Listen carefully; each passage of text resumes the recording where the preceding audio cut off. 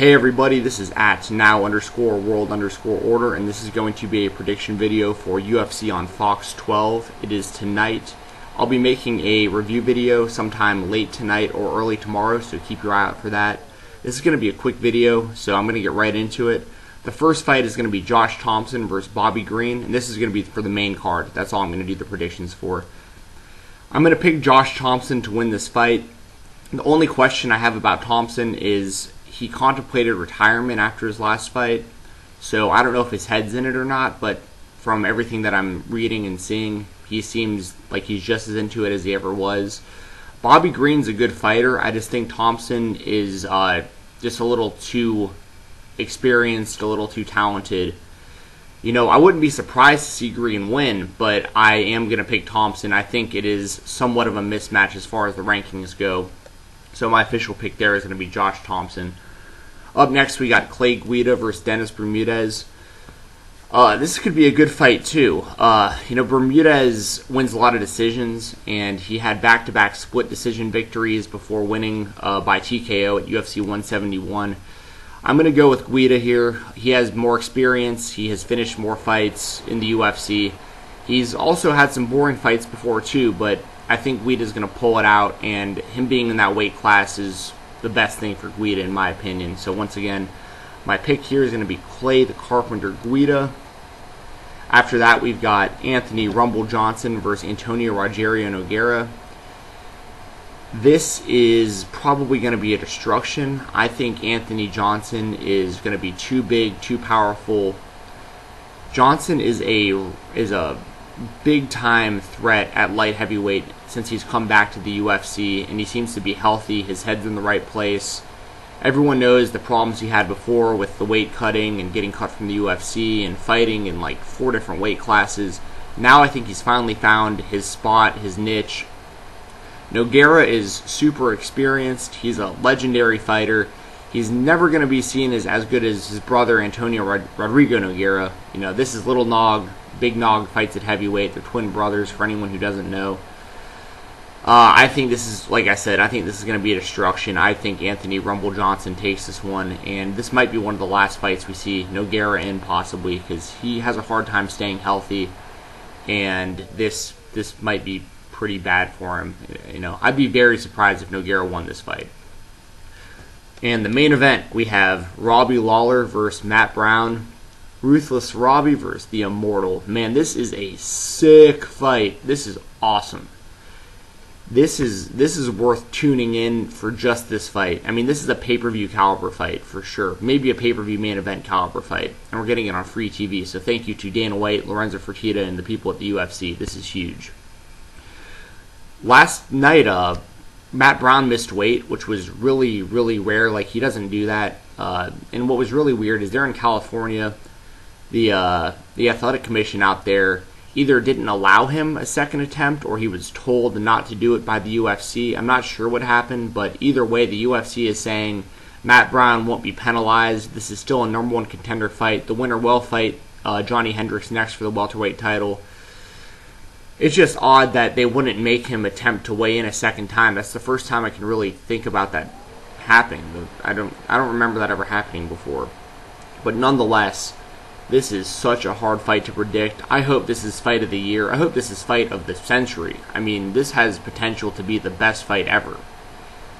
I think, I'd like to see Matt Brown win because he's on a 7-fight winning streak and he's never had a title shot and his career's been so up and down and he's done so great lately. I would love to see Matt Brown win, but I am going to pick Robbie Lawler for this victory. I think his experience is going to outmatch.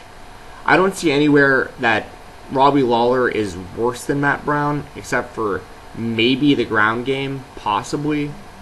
So that's, but it's an even fight. I just think Lawler's experience and the fact that he came so close to beating Johnny Hendricks the first time for the championship, and some people think he won that fight. I'm going to pick Ruthless Robbie Lawler for this victory. A couple more things. Well, actually, you know what? I'll go over my picks one more time just so you guys have it for the record. I'm picking Josh Thompson, Clay Guida, Anthony Johnson, and Robbie Lawler. So some other news, we've got Henry Cejudo just signed with the UFC, and that's a huge signing. He was a 2008 Olympic gold medalist in wrestling. He's won like every wrestling award you can. He's like wrestler of the year every year he was in high school and college, and he's 6-0 in the UFC or in mixed martial arts. This is his debut in the UFC. He's going to be fighting Scott Jorgensen for his first fight, and that's being thrown right into the fire. I mean, Jorgensen has a ton of experience. He's fought for championships. He's always right there in contention. And this just goes to show you, there are no easy fights in the UFC. If you come in, especially with any hype, you're thrown right in there with top guys. And I'm really interested to see how Cejudo does. I'm very, very interested. If he beats Scott Jorgensen, he could be fast-tracked to title contention, I believe, just based off of his past wrestling credentials and his name. Last thing I'm going to talk about is there are rumors that there could be a super heavyweight division starting in the UFC. I don't know how I feel about this, because I don't know if there are enough guys with enough skill that are heavier than 275 pounds or 265 or 280, whatever like the technical limit. I don't know where it's going to actually start and stop. I'm going to assume it might be unlimited or maybe up to like 350 or something. I have no idea how they're planning on doing it, and I don't know how many guys could do it. I mean, unless you want to bring in freak shows like, Bob Sapp, or have Brock Lesnar come back and not cut weight, or let Alistair Overeem just get as huge as he wants to. But that all being said, if the UFC does it, it's going to be good. And Dana White and the Fertittas and everyone involved, Joe Silva, Sean Shelby, all the guys making the decisions, I mean, I would absolutely watch it. And we all had our reservations about women's MMA, and it's turned out that Ronda Rousey's the biggest star in the company right now. They're about to add the strawweight 115-pound women's division. So, more power to the UFC. I just don't know if they have enough talent to do it, but they wouldn't do it without the talent. So, there's that. My review video, like I said, for this show will be either really late tonight or sometime tomorrow. Please subscribe to this channel and follow me on and follow me on Twitter at NOW_WORLD_ORDER at now_world_order. I just want to take the time to thank everyone who follows me on Twitter. I have over 10,000 followers now on Twitter, which is awesome. I thank you so much. And I had, on my last check on YouTube, I had 25 subscribers, so, thank you to all 25 of you that subscribed to that channel. I mean, it means a lot, and I'm going to keep the videos coming.